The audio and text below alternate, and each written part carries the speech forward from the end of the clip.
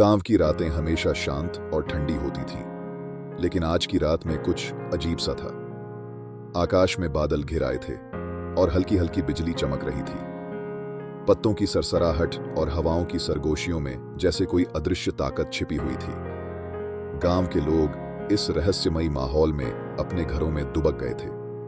कोई नहीं जानता था कि आज रात गांव में एक खौफनाक घटना घटने वाली थी। रात के तीसरे पहर गांव के मंदिर के सामने अचानक एक सफेद पोशाक में लिपटा हुआ आदमी खड़ा था। उसकी आंखों में अजीब सी चमक थी, जैसे वो इंसान न हो, कोई अलौकिक शक्ति हो। वह आदमी गांव की ओर चल पड़ा।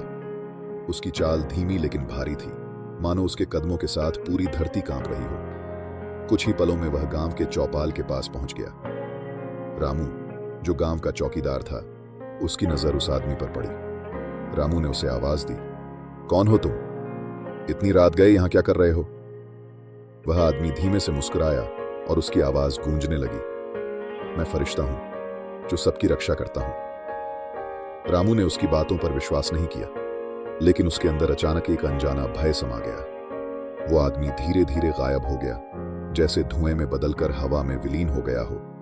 रामू ने सोचा कि शायद यह उसका वहम है और वह वापस अपनी झोपड़ी की ओर चल पड़ा।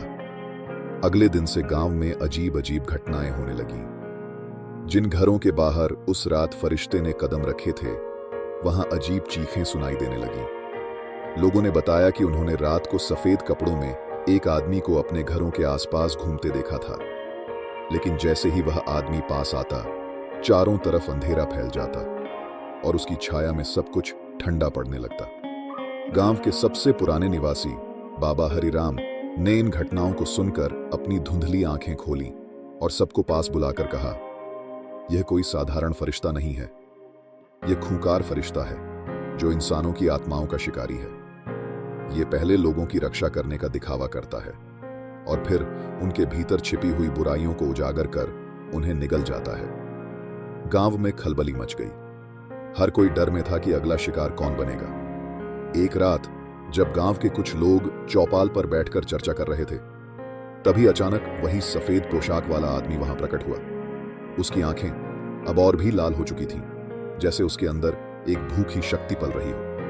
रामू, जो इस समय वहां था, ने हिम्मत जुटाकर पूछा, तुम कौन हो और हमारे गांव में क्या चाहते हो? उस आदमी ने ठंडी हंसी के साथ कहा, मैं वही हूं जिसे तुमने उस रात देखा था। मैं फरिश्ता हूं, परंतु तुमने मेरी शांति भंग की है। अब मैं तुम्हारी आत्माओं को अपने साथ ले जाऊंगा। उसकी आवाज जैसे बर्फ की तरह ठंडी हो गई और अचानक आसमान में गड़गड़ाहट होने लगी। उसकी बातें सुनकर लोगों की धड़कनें तेज हो गईं। सब भागने लगे, लेकिन उस खूंखार फरिश्ते ने अपनी अजीब सी शक्तियों से गांव के चारों ओर एक अदृश्य दीवार खड़ी कर दी। कोई भी गांव से बाहर नहीं निकल सकता था। गांव के लोग अब समझ चुके थे कि इस खतरनाक फरिश्ते से बचना आसान नहीं होगा। बाबा हरिराम ने सबको मंदिर में एकत्रित किया और कहा, हम इसे सिर्फ मिलकर ही हरा सकते हैं। यह हमारी बुराइयों से ताकत पाता है। अगर हम अपने भीतर की अच्छाई को मजबूत करेंगे तो यह कमजोर पड़ जाएगा। रात घनी हो चुकी थी और फरिश्ता अब गांव के बीचों बीच खड़ा था।